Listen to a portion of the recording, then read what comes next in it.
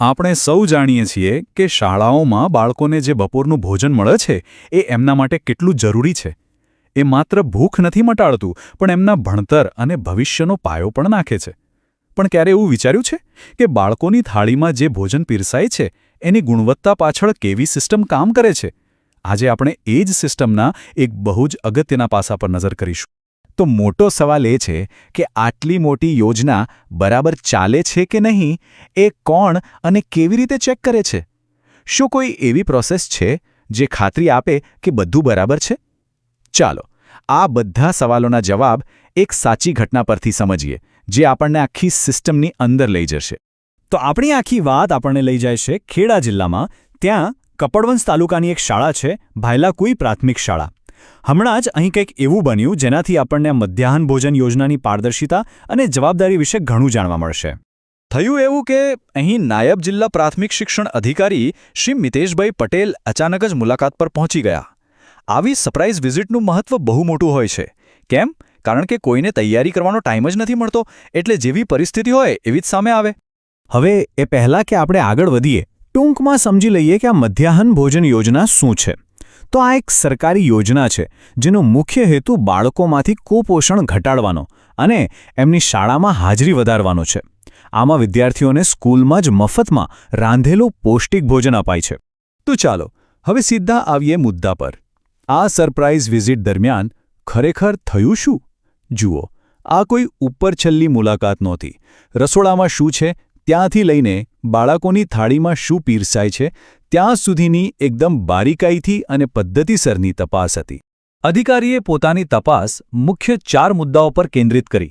સૌથી પહેલું, જ્યાં ભોજન બને છે એ જગ્યા એટલે કે ભોજન શેડ એ સ્વચ્છ છે કે નહીં, કારણ કે સ્વાસ્થ્ય માટે સ્વચ્છતા તો પહેલી શરત છે. બીજું, ભોજન બનાવવા જે અનાજ અને બીજી સામગ્રી વપરાય છે એ સારી ક્વોલિટીની છે. ત્રીજું, જે નક્કી કરેલું મેનુ છે એ પ્રમાણે જ ભોજન બને છે કે કંઈ બીજું.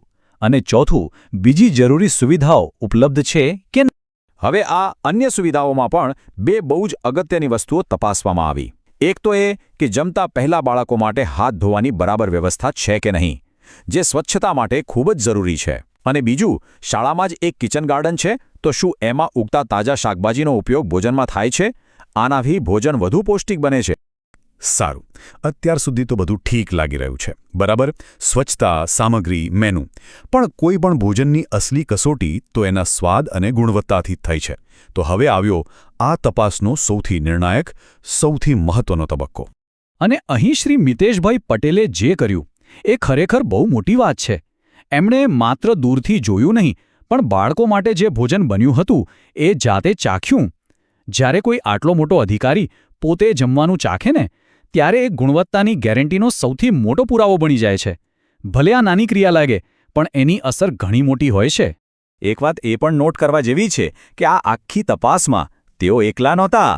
એમની સાથે ત્યાંના સ્થાનિક અધિકારીઓ જેમ કે શ્રી શકુરભાઈ સિંધી અને શ્રી શૈલેષભાઈ પટેલ પણ હાજર હતા. આ બતાવે છે કે આ કોઈ એક વ્યક્તિની નહીં, પણ એક ટીમ દ્વારા કરવામાં આવેલી પારદર્શક તપાસ હતી. ઓકે, તો જમવાનું ચેક થઈ ગયું, સ્વચ્છતા જોઈ લીધી, પણ કામ અહીં પૂરું નથી થતું. કોઈ પણ સિસ્ટમ બરાબર ચાલે એના માટે ત્યાંના લોકો અને કાગળિયા પણ બરાબર હોવા જોઈએ. તો હવે વારો હતો વ્યવસ્થાપન અને દસ્તાવેજોની ચકાસણીનો. અહીંયા તપાસ 2 રીતે થઈ. એક તરફ અધિકારીએ ત્યાં કામ કરતા સંચાલક, રસોઈયા અને હેલ્પર સાથે સીધી વાતચીત કરી, એમને સવાલો પૂછ્યા. અને બીજી તરફ યોજના સાથે જોડાયેલા બધા જ રેકોર્ડ્સ અને દફતરની ઝીણવટભરી તપાસ કરી, જેથી એ ખાતરી થાય કે કાગળ પર પણ બધું નિયમ મુજબ જ ચાલી રહ્યું છે. એક સારી વાત એ છે કે આવી તપાસનો હેતુ ખાલી ભૂલો કાઢવાનો નથી હોતો, પણ સિસ્ટમને વધુ સારી બનાવવાનો પણ હોય છે. એટલે આ મુલાકાતના અંતે શાળાના આચાર્ય અને બીજા સ્ટાફને જે પણ જરૂરી સૂચનાઓ અને માર્ગદર્શન હતા એ આપવામાં આવ્યા, જેથી ભવિષ્યમાં કામગીરી હજુ વધુ સારી બને. અને હવે વાત કરીએ પરિણામની. તો બધું જ એકદમ સરસ નીકળ્યું. અધિકારીશ્રીએ ભાયલાકુઈ પ્રાથમિક શાળામાં જે રીતે મધ્યાહન ભોજન યોજના ચલાવવામાં આવી રહી હતી એની સમગ્ર કામગીરીને બિરદાવી, એમના પ્રયાસોના ખૂબ વખાણ કર્યા. અને આ ત્યાંના સ્ટાફ માટે એક બહુ મોટું પ્રોત્સાહન કહેવાય. તો આખી વાતનો સાર શું? આ એક શાળાની વાર્તા પરથી આપણે એ સમજી શકીએ છીએ કે સિસ્ટમમાં પારદર્શિતા અને જવાબદારી ખાલી મોટા શબ્દો નથી. એક અધિકારીની નિષ્ઠાપૂર્વકની મુલાકાત અને ભોજન ચાખવાની એક નાનકડી ક્રિયા હજારો બાળકોના સ્વાસ્થ્ય અને એમના ભવિષ્ય માટેની ગેરંટી બની શકે છે. પણ સવાલ એ છે કે શું આવી નાની પણ અત્યંત મહત્વપૂર્ણ ક્રિયાઓ દરેક જગ્યાએ અને દરેક સમયે થઈ રહી છે? વિચારવા જેવી વાત.